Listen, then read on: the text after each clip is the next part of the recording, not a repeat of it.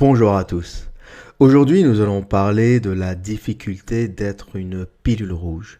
La difficulté d'avoir compris le monde tel qu'il est et non pas tel que l'on veut que vous le voyez. Je cite souvent ce personnage de Matrix, vous savez, du film Matrix Cypher, qui a refusé de prendre la pilule rouge et qui a préféré continuer à prendre la pilule bleue et à vivre dans ce monde artificiel.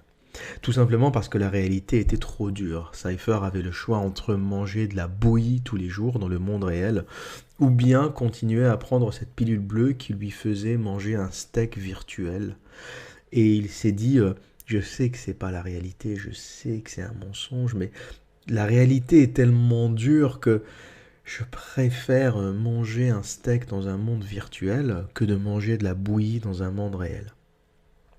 C'est un vrai choix de vie, c'est un vrai choix philosophique. Contrairement à Néo l'élu, qui a choisi de prendre la pilule rouge et de se taper le monde dans toute sa violence, de manger cette bouillie infâme et d'affronter le monde tel qu'il est. Il faut savoir que la dépression de la pilule rouge est assez courante. C'est quelque chose que j'ai moi-même connu. Quand vous cumulez suffisamment de savoir alternatifs, de savoir parallèles, vous commencez à vous déconnecter petit à petit du monde parce que vous ne pouvez plus communiquer sur la même fréquence avec les autres. Et c'est quelque chose qui peut être assez dur, hein. Vous vous isolez petit à petit, vous ne comprenez plus les autres parce que les autres sont dans ce monde parallèle que vous ne comprenez pas. Et si vous essayez de les ramener dans votre monde, ils vous prendront pour des fous. Et j'ai un exemple par rapport à cela. Lorsque mes collègues, il y a quelques années, ici à Londres, quand je travaillais encore dans un cabinet d'architecture, lors de la série ou de la vague d'attentats qu'il y a eu à Paris, sont tous venus me dire nous sommes désolés pour ce qui est arrivé, triste pour toi, triste pour la France, on ne comprend pas pourquoi le terrorisme s'acharne sur vous. Et effectivement, il y avait de quoi être triste avec tous ces événements malheureux, les uns après les autres, hein. Ça avait commencé avec Charlie Hebdo, puis le Bataclan, puis ce fou qui avait roulé sur la foule lors du 14 juillet à Nice, sur la promenade des Anglais. Mais j'étais partagé entre une tristesse bien évidente hein, d'avoir des compatriotes à soi qui se font buter, et le réel savoir, le fait de savoir qui est derrière tout cela et comment tout cela est en train de se passer et de se dérouler. Et il n'est pas possible de comprendre ces actes, ces tueries, sans avoir compris le MK Ultra. Vous allez me dire qu'est-ce que le MK Ultra? Pour cela, on va prendre un exemple très particulier. L'incident de Nice sur la promenade des Anglais. Cela m'a tout de suite intrigué lorsque j'ai vu ce profil d'homme défini comme bisexuel, violent, qui boit de l'alcool, qui mange du porc, et qui effectue ou qui se tue au nom de Dieu pour rejoindre le paradis. J'ai tout de suite fait le lien avec le MK Ultra parce que qu'est-ce que le MK Ultra? Le MK Ultra est un programme de la CIA qui a pour dessein de fabriquer des tueurs isolés sur commande, de programmer des tueurs. Alors, ce n'est pas quelque chose que j'invente, hein, c'est des archives déclassées, hein, tapez MK Ultra, donc MK, les lettres M et K, Ultra, U-L-T-R-A. Et pour vous prouver que ce n'est pas une fumisterie ou que ce n'est pas quelque chose que j'invente, je vous mettrai en bas de la vidéo un lien d'un documentaire de Arte ou de France 4 qui relate, un long documentaire hein, de plus d'une heure, qui relate exactement qu'est-ce que le MK Ultra et comment la CIA a travaillé sur ce programme pour fabriquer des tueurs isolés. Donc comment on fabrique un tueur? C'est un mélange d'hypnose et de LSD et diverses drogues. Et on arrive, une fois que la personne est sous drogue, à lui programmer le cerveau par l'hypnose, par la parole, afin qu'elle commette un acte. Et vous verrez au début de ce documentaire, une femme sur laquelle on a fait ce test, à qui on a mis une arme dans la main et on a demandé de rentrer dans une pièce et de tuer. Donc c'était un scénario, donc le fusil, enfin l'arme n'était pas chargée, etc. Mais on l'a programmée, c'est une expérience réelle. Donc droguée, puis ensuite hypnotisée et programmée pour qu'elle aille commettre cet acte dans cette pièce, à savoir aller tuer la personne qui dort. Et cette femme a exécuté le plan tel qu'il lui a été programmé pendant la séance d'hypnose, hein, c'est-à-dire qu'elle est rentrée dans la salle, elle a pris l'arme, elle est rentrée dans la salle, et elle a tenté de tuer la personne qui dormait. Et comment on reconnaît ces tueurs isolés? C'est que après l'acte, ils se retrouvent tous en éveil dans une espèce d'état secondaire en disant « c'est pas moi, je sais pas ce qui s'est passé, je ne comprends pas, Voilà, ils nient tous l'acte et ils comprennent pas trop ce qui est arrivé. Alors, pour cet homme, pour cet individu de l'attentat de Nice, on ne le saura jamais parce qu'il a été éliminé, terminé. Mais quand on regarde son profil, donc c'est un bonhomme qui était bisexuel, qui était violent, qui buvait de l'alcool, qui mangeait du porc, qui faisait de la musculation, et des arts martiaux, du sport, des arts martiaux, probablement un peu de musculation, et il prenait des stéroïdes. Le mec était sous stéroïdes. Et il avait divers amants, donc il n'était pas uniquement... il n'avait pas de relations sexuelles uniquement avec les femmes, mais il avait des relations sexuelles uniquement avec les hommes, dont un homme de 73 ans présenté comme son principal amant. Donc vous imaginez le mec qui serait soi-disant fondamentaliste, extrémiste, islamiste, qui se prend des bites dans l'anus et qui commet un attentat pour aller rejoindre 90 ou je ne sais plus combien de vierges au paradis. À la limite, dans sa religion ou en islam, on lui aurait proposé 90 mecs qui lui auraient démonté l'anus.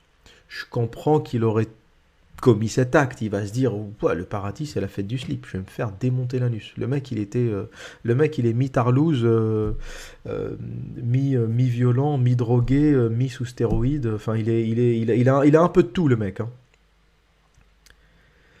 Donc, comment un homme aux antipodes de l'acte qu'il a commis, donc quelque chose qui est complètement contraire à sa foi, à sa religion, en fonction des critères de l'islam, il devrait aller en enfer.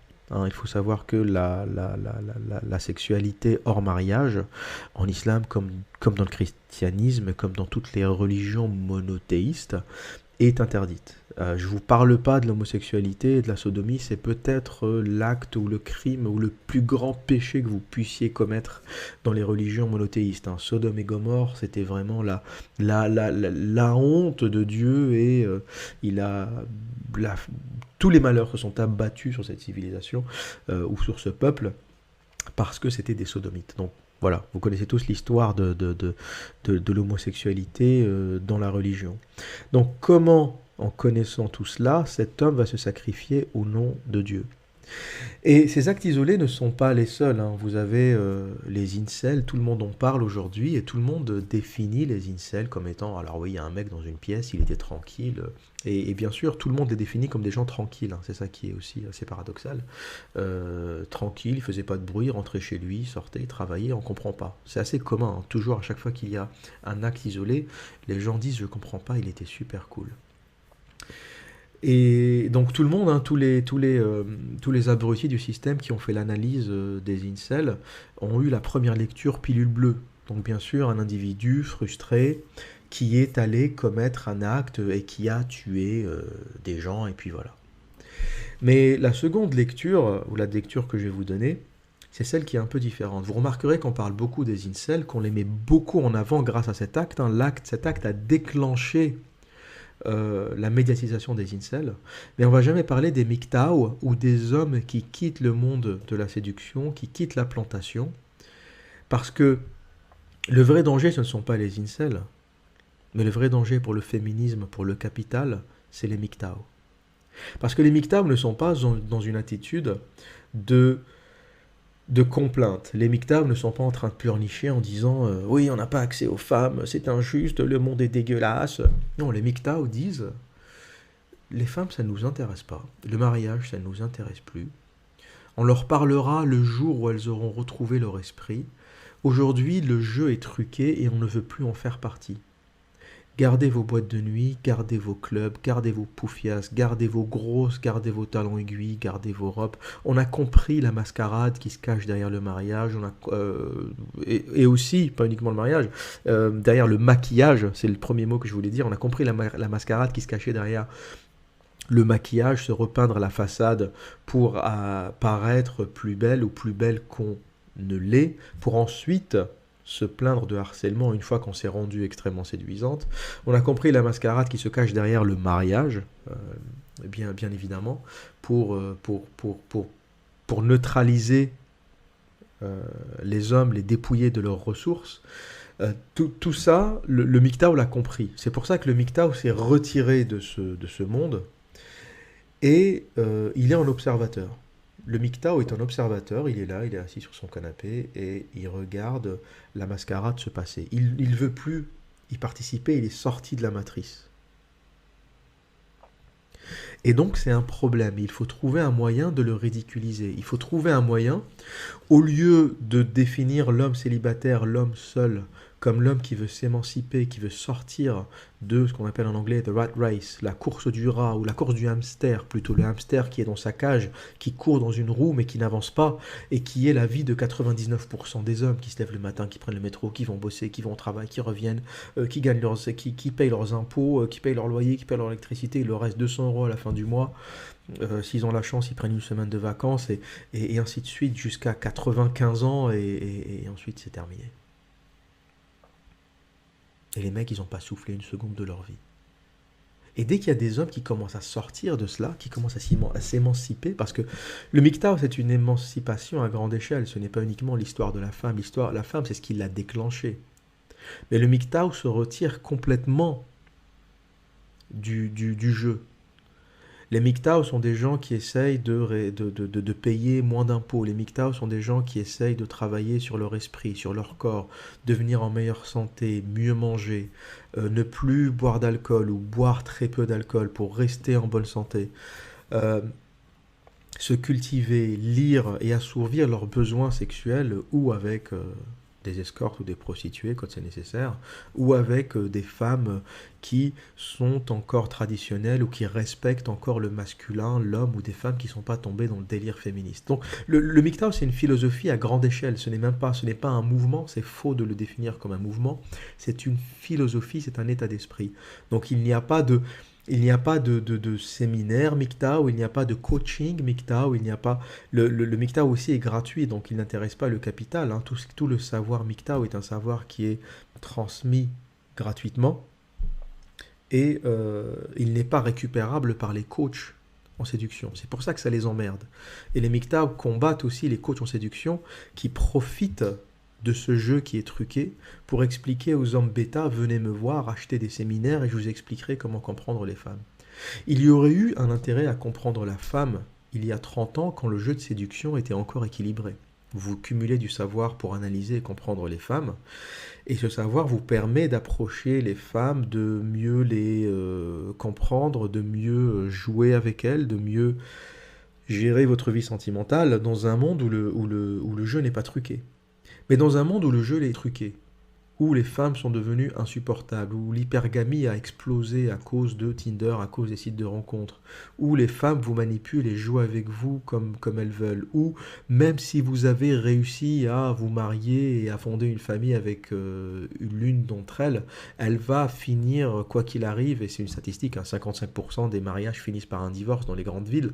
Donc si vous êtes marié, vous avez une chance sur deux de divorcer, c'est une statistique, je n'invente rien. Donc, il y a une chance sur deux qu'à 42 ans, elle se barre avec les gamins, la baraque, et il vous restera que la queue entre les jambes.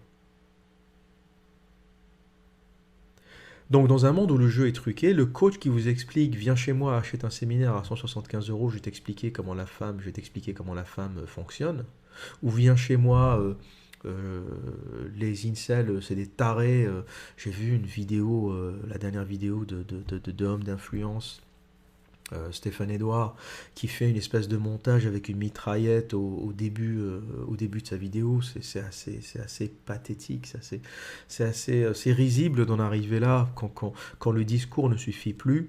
Normalement, le savoir qu'il transmet ne devrait pas avoir besoin de tous ces artifices pour faire valeur, pour faire sens. Sauf qu'il arrive à un moment où son discours intéresse de moins en moins, en partie grâce à ce que je dis et grâce à ce que d'autres MGTOW racontent. Son discours et le discours des pick-up artistes, des coachs, commencent à s'user. Parce que ces petits coachs, ce ne sont que l'armée de réserve, encore une fois, avec le féministe du grand capital. Hein, au lieu de vous dire que le jeu est truqué, ils vous disent non, non, non, non, le jeu est pas truqué, tout se passe bien. Vous êtes des abrutis, des gros frustrés qui n'avaient rien compris. Venez chez moi, si vous me payez, je vous expliquerai comment ça se passe. Tout va bien. Tout va bien, le monde va bien. Les relations hommes-femmes vont bien, c'est juste que vous n'avez pas acheté le séminaire et vous regardez dans ces interactions, c'est systématiquement ah oui, t'as acheté le séminaire machin ou t'as acheté l'autre séminaire machin. Ah oui, mais t'as pas mon matériel, c'est normal que t'aies pas compris. Mais les mecs, quand le jeu est truqué, il n'y a rien à comprendre. Vous avez beau être le meilleur joueur de poker au monde, si la partie est truquée, ça sert à rien de prendre des cours de poker, vous allez perdre. La partie est truquée. On reviendra sur la table le jour où la partie ne sera plus truquée. Donc les incels, c'est pour ça que les féministes, quand vous regardez les vidéos de Marion Machin, Marion Séclin, quand vous regardez aussi, je le considère comme un féministe, hein, Stéphane Edouard, parce qu'il essaye d'avoir aussi une clientèle féminine, donc il fait très attention à ne pas parler en mal des femmes, etc. Donc au final, ça en devient presque un féministe. Il vous parlera jamais des MGTOW, et à chaque fois il dit, oui, les MGTOW, les incels, c'est la même chose, il généralise. Je pense que c'est quelqu'un d'intelligent et qui fait semblant pour ne pas orienter son public vers les MGTOW. Parce que si le public d'hommes d'influence commence à regarder vers les MGTOW, je pense qu'il a perdu 3/4 des bonhommes qui achètent des séminaires à 175 € et qui sont abonnés à sa chaîne pour 140 € par mois. Vous imaginez, plus de 1500 € par an, ou presque 1500 € par an. C'est incroyable. Les mecs, avec ça, vous payez un aller-retour à San Francisco, vous traversez le Golden Bridge en vélo, et ça vaut tout l'or du monde. Il n'y a pas besoin. Vous prenez un peu de soleil en Californie, et pour ce montant-là, vous êtes heureux pour l'année. Il n'y a pas besoin d'aller acheter des séminaires pour être heureux. Donc il fait semblant de faire la confusion entre incel et MGTOW. Et il le fait systématiquement, il fait le lien. Or, les incels, que je ne cautionne pas du tout, sont effectivement une minorité de bonhommes frustrés qui sont dans la complainte, hein, qui sont tout le temps en train de se plaindre. Ouais, les femmes ne s'intéressent pas à nous, les belles gonzesses, les belles gosses baisent que les beaux gosses. Donc oui, psychologiquement, ils sont un peu perturbés, les incels. Hein, j'ai rien à... Ils font plus pitié qu'autre chose. Maintenant, de là à commettre un acte isolé du genre tuer les autres, c'est là où j'ai du mal à y croire. Parce que des hommes frustrés, il y en a toujours eu. Des geeks, il y en a toujours eu. Depuis que le monde est monde, il y a toujours eu des hommes inférieurs qui ont eu du mal à accéder à la femme. Mais est-ce que dans les années 70, 80, 90, 2000, on a eu des mecs qui sont allés tuer d'autres parce que les femmes ne s'intéressaient pas à eux? Non, c'est très très récent. C'est très très récent. Et donc il y a des choses qui me poussent à croire, et surtout quand vous connaissez le matériel MK Ultra, et regardez ce documentaire, ça va vous glacer le sang, parce que les gens ne me croient pas souvent quand je parle. Hein. Des fois, ils me disent « Ouais, t'exagères, t'es en train d'inventer des histoires, t'as pas de sources, tes sources sont pas vérifiées, tu ne cites jamais les sources. » Mais je cite pas souvent de sources parce que tout est trouvable sur Internet, et si vous avez un peu de cerveau et si vous n'êtes pas une grosse feignasse, vous pourrez trouver les sources. Donc là, je vous mâche un peu le travail. Je vous mets la référence du MK Ultra en bas de cette vidéo. Cliquez, prenez 1 heure pour regarder ce documentaire, et vous allez revoir tous les attentats qui sont passés à Paris, tous les actes isolés qui se passent dans le monde, de ces gens à peu près normaux qui étaient tranquilles dans leur chambre, puis qui sont sortis, qui ont pris un camion et qui sont allés rouler sur les gens. Vous comprendrez le côté programmation, manipulation qu'il y a derrière tout cela, et systématiquement pour défendre une cause. Donc la cause, ça va être des élections qui approchent. La cause, ça va être une échéance importante qui approche. Par exemple, en Angleterre, il n'y a jamais rien eu, et une semaine avant le Brexit, on a tué une députée. Encore un déséquilibré, qu'on n'a pas vu venir, on ne comprend pas trop son acte. Et depuis, il n'y a jamais rien eu, on n'a jamais tué une députée en Angleterre. C'est du délire. Pourquoi une semaine avant le Brexit? Donc il y avait volonté de faire peur, de terroriser les gens, etc. Donc il y a un gros paramètre programmation, un gros élément programmation que l'oligarchie utilise. C'est facile hein, d'avoir des tueurs programmables à souhait. Donc tout le monde n'est pas programmable, hein, c'est ça qu'il faut comprendre. C'est souvent des esprits fragiles. Hein, quelqu'un qui a un esprit extrêmement fort, structuré, qui sait d'où il vient, qui sait où il va, même avec de la LSD ou d'autres drogues associées à l'hypnose, on ne va pas arriver à leur faire faire ce qu'on veut. Donc il faut déjà des esprits fragiles, notamment ces incels, hein, qui sont des mâles en manque de masculinité. Ils ont manqué le père, ils ont manqué le mâle, ils ont manqué la figure du mâle qui leur transmet les valeurs, qui leur explique qu'est-ce qu'être un homme. Et ils sont donc souvent en état de fragilité, souvent des enfants de mères célibataires. Ils ont manqué ce côté masculin qui les a fragilisés. Et donc ils sont plus faciles à programmer. J'ai un peu dérivé dans l'explication, mais à la base cette vidéo avait commencé en expliquant pourquoi c'est difficile de vivre lorsqu'on est une pilule rouge. Eh bien c'est que quand vous avez tout ce savoir et que quelqu'un vous dit « T'as vu les attentats qu'il y a eu il y a quelque temps ?» vous ne pouvez pas lui dire va regarder le MK Ultra, tu vas comprendre ce qui s'est passé. Ou va faire de la recherche sur comment la CIA programme des tueurs isolés, tu vas comprendre ce qui s'est passé. Vous ne pouvez pas lui dire ça. Surtout dans un monde professionnel où c'est votre client qui va être pilule bleue, qui est très terre à terre. Vous lui dites ça, vous risquez de le perdre. Ou vous risquez de vous mettre les gens à dos.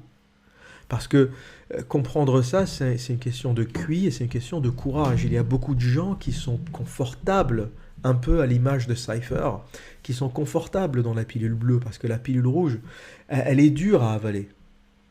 Des fois, il vaut mieux ne pas l'avoir connue si vous n'avez pas les nerfs solides, le cerveau accroché, parce que vous risquez de dériver dans un monde fictif où vous commencez à ne plus croire à rien. C'est pour ça qu'il faut avoir le cerveau solide pour être pilule rouge sans péter les câbles, pour être pilule rouge et maintenir la face quand vous interagissez avec des pilules bleues, ce qui est 99% de vos interactions. Donc moi, quand on m'annonce un attentat, quelque chose qui s'est passé, je dis oui, évidemment, c'est triste, et je rentre un peu dans le débat, je comprends pas comment c'est arrivé, je comprends pas que des gens comme ça puissent exister, c'est scandaleux, etc. Parce que je peux pas rentrer dans le débat, voilà pourquoi ça se fait, voilà les intérêts qu'il y a derrière, voilà les gens qu'il y a derrière, voilà le but ultime derrière tout cela, voilà les manipulations qu'il y a derrière tout cela. Je peux pas raconter tout ça dans la vie réelle. Je peux vous le raconter à vous, parce que je sais que beaucoup de mon audience est déjà formatée et préparée à écouter cela. Il y a déjà eu le formatage pilule bleue qui est passé, et ils ont commencé à accumuler de la pilule rouge. Donc ce que je vais vous dire, ça ne vous choquera pas, à part les nouveaux arrivants qui découvrent le monde et qui découvrent mes vidéos. Mais dire ça à quelqu'un qui n'y est pas préparé, à la limite, moi je dis, il vaut mieux le laisser dans son monde.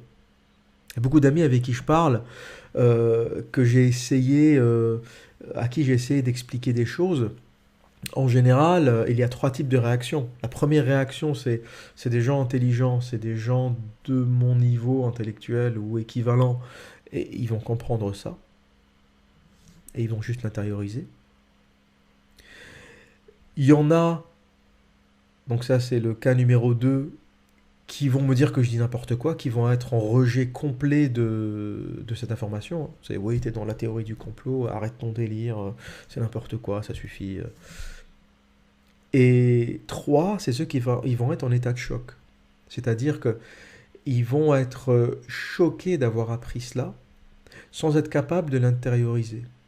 Et c'est ceux-là à qui, malheureusement, je pense qu'il ne faut pas donner l'info, parce que quel est l'intérêt de perturber leur vie tranquille, leur vie de pilule bleue? Ils vont tous les jours au travail, ils économisent pour la retraite, ils cotisent, ils vont s'acheter le petit pavillon, ils vont crever et tout va bien. Quel est l'intérêt au final de les perturber? Moi je dis, il n'y en a aucun. Laissez-les vivre leur vie et n'essayez pas de convaincre les gens que vous ne pouvez pas convaincre. Il faut un peu de tout dans ce monde. Et depuis que le monde est monde, les gens qui ont une conscience supérieure, qui ont une conscience ou une connaissance supérieure du monde, ont toujours constitué les 1% de la population. Les masses n'ont jamais été préparées à la vérité et les masses ne seront jamais prêtes à écouter la vérité. Donc il vaut mieux pas que les masses soient au courant. Voilà pour ma vidéo du jour. J'espère que la pilule rouge n'a pas été trop difficile à avaler. Regardez le documentaire MK Ultra, il vous remettra beaucoup de choses en perspective et vous allez repasser beaucoup de films dans votre tête par rapport aux différents épisodes de tueurs isolés que l'on a connus ces quelques dernières années. Que dire d'autre? Eh bien, et vous le savez, bande de coquins. Comme à mon habitude, prenez soin de vous et à très bientôt.